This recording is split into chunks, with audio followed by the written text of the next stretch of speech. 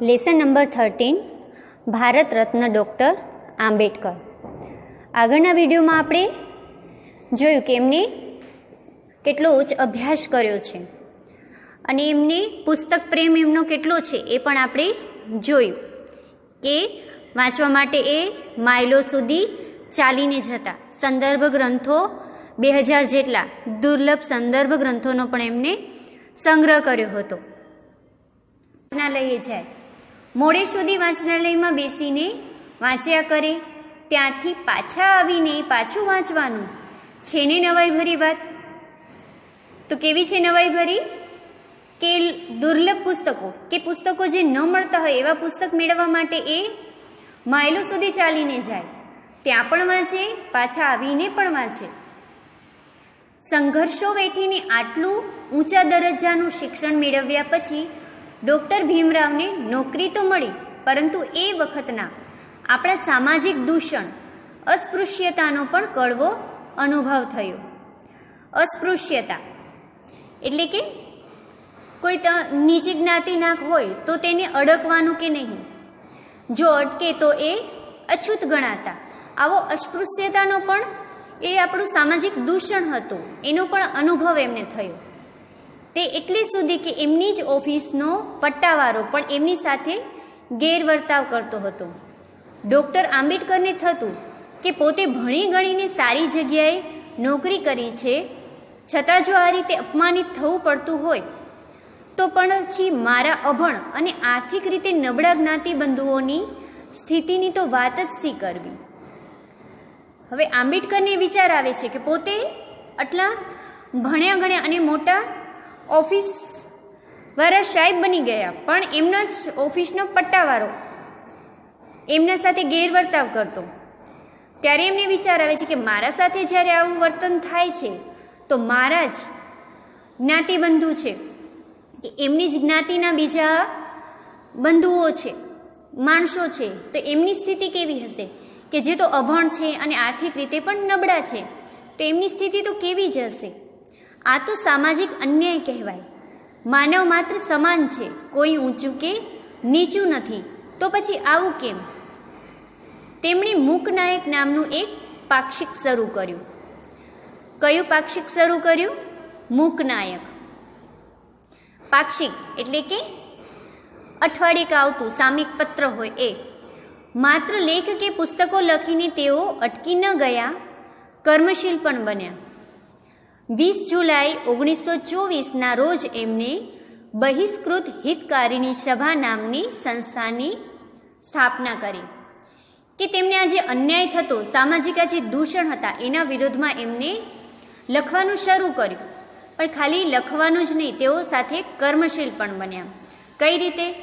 તો બહિષ્કૃત હિતકારીણી સભા એ નામની સંસ્થાની સ્થાપના કરી. હવે આ સંસ્થા કયા કાર્ય કરતી?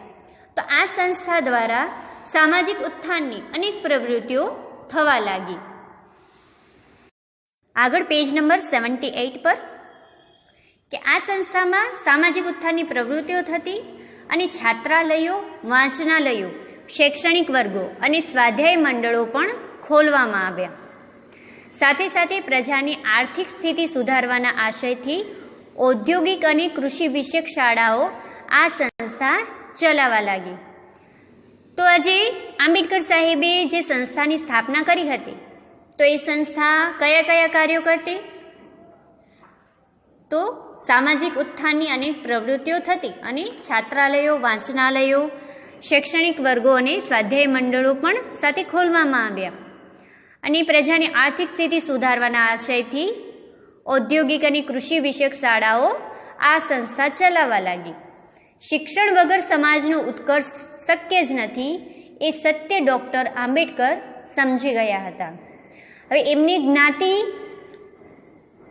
જે આ સામાજિક દૂષણથી એમને દૂર કરવાતા, એનામાંથી એમને બહાર લાવવાતા, એના માટે બાબા સાહેબ સમજી ગયા હતા કે સમાજનો ઉત્કર્ષ કરવો હોય તો શિક્ષણ વગર એ શક્ય નથી. સમાજની કેટલીક જ્ઞાતિઓની જેમ જ સ્ત્રીઓની સ્થિતિ પણ દયનીય હતી.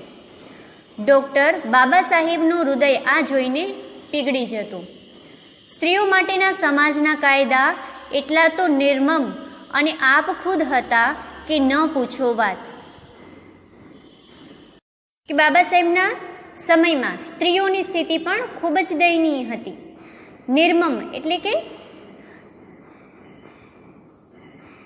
દયા વગરનું વર્તન. સ્ત્રીને પણ તેઓ વારસા હક મળવો જોઈએ એવો આગ્રહ સેવનાર પણ અલબત્ત બાબા સાહેબ જ હતા.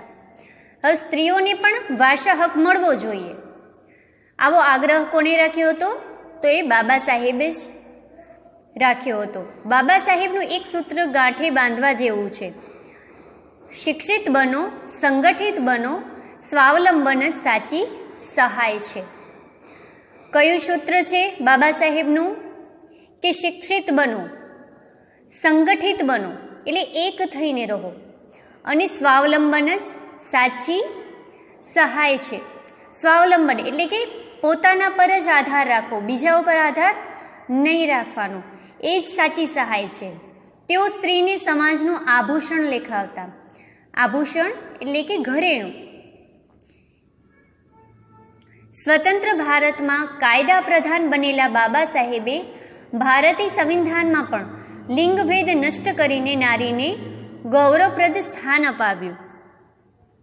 તો આપણા બંધારણના ઘડવૈયા બાબા સાહેબે આપણા સંવિધાનમાં પણ લિંગભેદ નષ્ટ કરી અને નારીને ગૌરવપ્રદ સ્થાન અપાવ્યું. સ્ત્રીને શિક્ષણ મેળવવાનો, સત્તા સ્થાને પહોંચવાનો, વિવાહ વિચ્છેદનો, પિતાની મિલકતમાં ભાગ મેળવવાનો અને પુનઃલગ્નનો અધિકાર પણ અપાવ્યો. તો સ્ત્રી ઉત્થાન માટે બાબા સાહેબે ઘણા આવા મોટા કાર્યો કર્યા છે. કયા કયા આપણે જોઈ ગયા. તો અહીં સુધીનું લેસન આપણે જોયું. આગળનું આપણે નેક્સ્ટ વિડીયોમાં જોઈશું.